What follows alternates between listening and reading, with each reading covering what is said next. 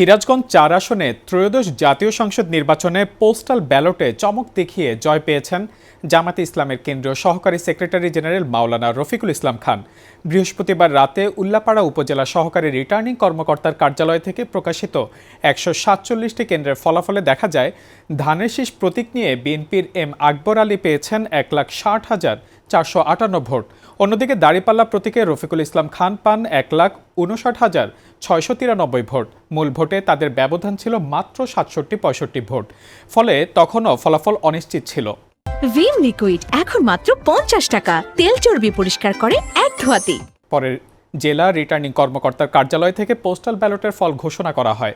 এ আসনে বৈধ postal ballot ছিল ৩,০২১টি।